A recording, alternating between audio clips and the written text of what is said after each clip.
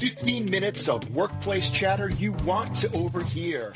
Welcome to the Friday 15 with your host Paul Mastrangelo of First Domino Consulting and Jeff Chilton of Spencer Stewart.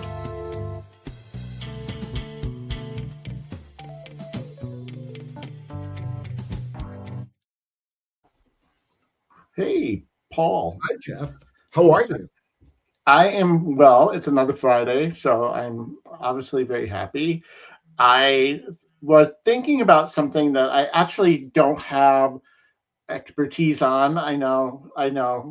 Boy, that's such a setup. There's so many, like when the cyborg has all the options of responses. Okay, I'll let it go. Go ahead, Jeff. I know. But I was thinking about just what is going on with recruiting these days, and then what I see a lot of people out, on like LinkedIn or Reddit or just with my kids' friends, like sending out hundreds of job applications. It's all going through AI screeners, and it's sort of like just becoming this game, right? They're really trying hard to find a job. It's obviously a very competitive job market right now.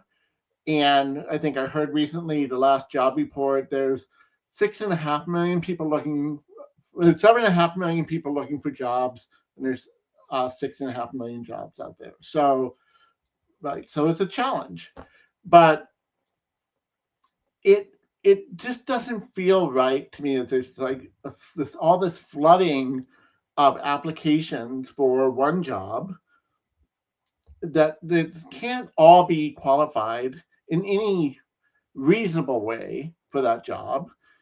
And it just, so I think it's becoming a game and a lottery, and I don't really know if we're getting better applicants out of the process. And I think it may actually be hurting everyone. So I didn't know what your thoughts are on that.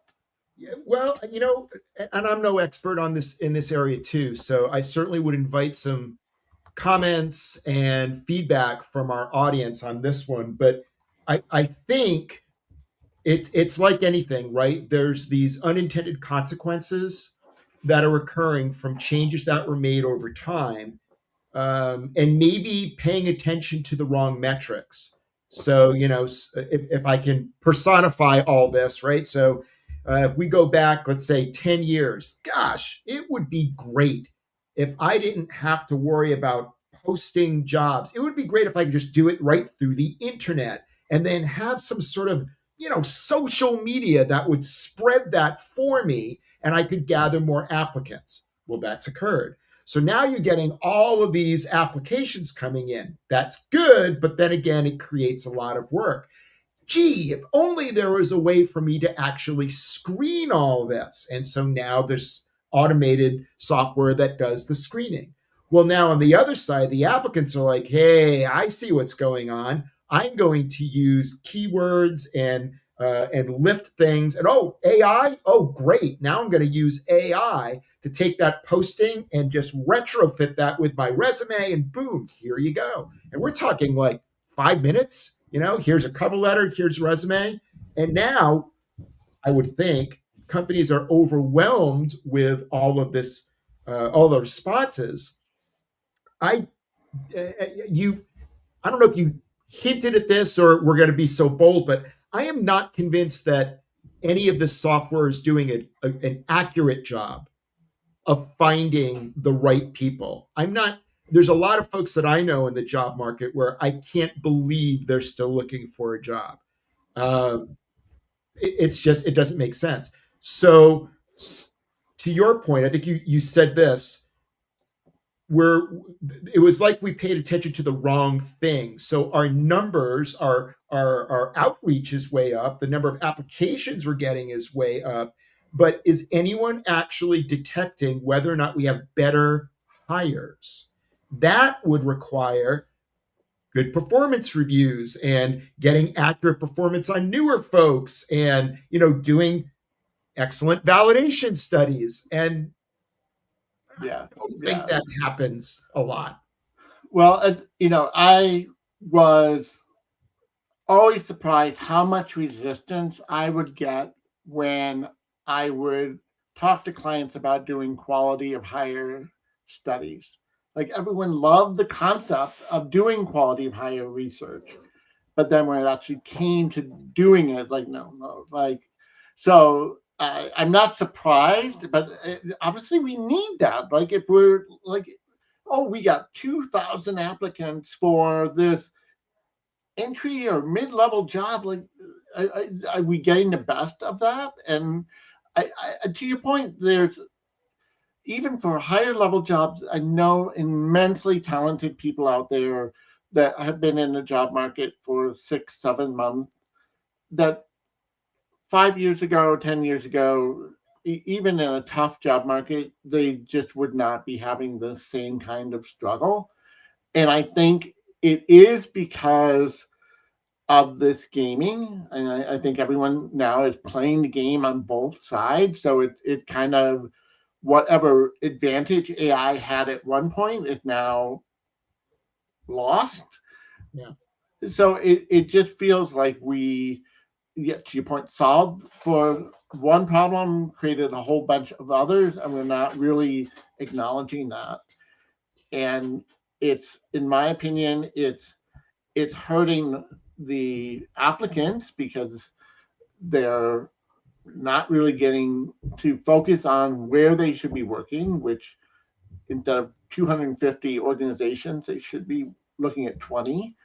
Right. It's hurting the organization, not only because they're not getting the right talent pool to select from, but it's also hurting their reputation. Like the number of negative posts I see about specific companies, how they never wrote back, they are doing job postings but not really hiring. Like that isn't a good thing. I'll give you an example, Jeff. So I like to find job postings in employee listening and change and sort of share that with my network. And on more than one occasion, just within the past, I'd say 3 weeks, I will be accessing a job where I get a notification on LinkedIn. Oh, this is here. I click on it and I go to that job and it's closed. And in some cases, it's less than a day. So to your point, I am imagining that job was never real. If the job was never real, you've wasted my time. And I have a very negative. Now, this was a recruiting firm, which I, at this point, no longer look at. Mm-hmm. And I made darn sure that I publicly called them out on LinkedIn saying, hey, I just clicked on this, but it's already gone within less than a day. Was this job ever real? And of course, I never got any feedback from that organization, but I got plenty of thumbs up from folks in my network because they're seeing the same thing, just like you said. Yeah. I, I don't know what the answer is. I mean, I think that I agree that technology can be very useful in making the process better, but I think again it's like we're focusing on the wrong thing, and what I would rather like get to using AI to be focusing on unique talents, unique skills that could enhance why you're bringing someone in. I think AI tends to go the other way. It's whitewashing things, or it tends to go to the common denominator, and that's not really what you want to hire in for. And I think that that's one of the challenges that we need to try to figure out. And I think the other thing that is coming out in the recruiting, at least to the people I talk to, is my special skills.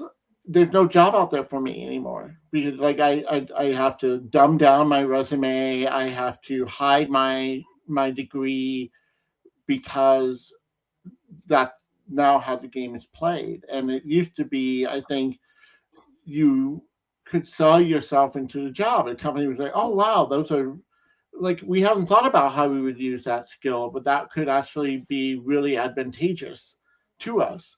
And so organizations are missing out on that creative application, really understanding the blind spot that they might have had about skills and capabilities, especially in today's world where emerging skills are coming in at such a rapid rate that they should be having more of these conversations. And it's just unfortunate. Yeah. Well, you're reminding me, so I'm going to give a shout out to a podcast called Change Signals. That's with Michael Bungay Stanier. He actually had, let's see, what was the date on this? I can't see it, but this was an episode with Neil Hoyne, and he talked about data and how organizations are not thinking about data correctly. And for you and I, in our background with behavioral science, I'm guessing that your reaction will be, "What do you mean?" Well, of course, but the idea of saying, "Well, what are you trying to discover? What is your dependent variable? What outcome do you want, and what do you have as a hypothesis?" And maybe there's more than one hypothesis. I don't feel like we're doing that in this particular scenario. So it's like, yeah, we have created data around this, all but the most important piece of data. Yeah. And, it's another example of we're rewarding a process instead of an outcome. Yeah, I totally agree with that. I always talk about data everywhere and no one around to think, right?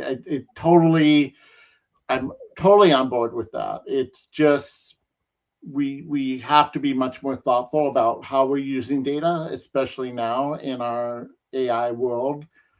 So I totally agree with that.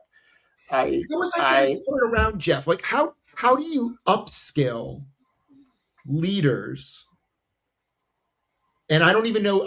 Is it leaders? Is it data scientists? I don't think data scientists are the problem. Maybe they are. Maybe we've got folks that are used to creating dashboards, but not thinking about why we're creating, or why should we, or why we shouldn't create dashboards.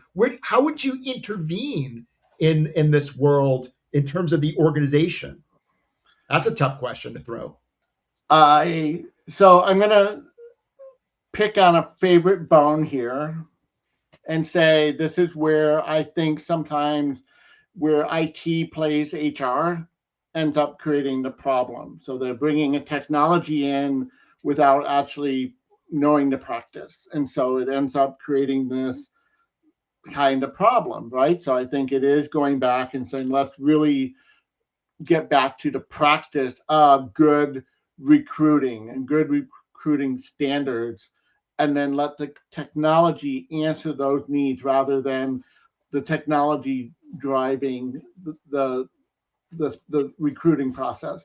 So it's gotten flipped around, and I think if we have good CHROs that can really push things forward and say, good talent leaders to say, we need this to be better. We don't want 2,500 applicants to a job. We want the best 100 to pick from. So how do we change our process to do that? We want to keep our organization reputation high. And I work for a company that does executive level recruiting all the time. It's hand to hand. They really think about who they're recruiting and they think about what the right fit. And so they end up with a beautiful set of applicants, right? And obviously that's very high level, but there is a way to scale that a little bit more, and you use the technology to kind of help with that scaling. And so I think it's getting back to basics sometimes and then rebuilding from there. That would be my advice. I love what you're saying. It's almost like you're saying, let's go right back to the user and the purpose of what we're trying to do. And that's, right out of design thinking. And let's create something that solves the problems that emerge from that observation. That's a great episode, Jeff. Thank you. Well, I'd love to hear from people who know. Like I said, this was not our area of expertise, but it clearly I'm seeing a lot there. So if you it didn't stop us. It didn't stop us at all. It never should. But if you do have things to share, please let us know in the comments, and we'll see you next week. Sounds good, everyone. Have a good weekend. Take care.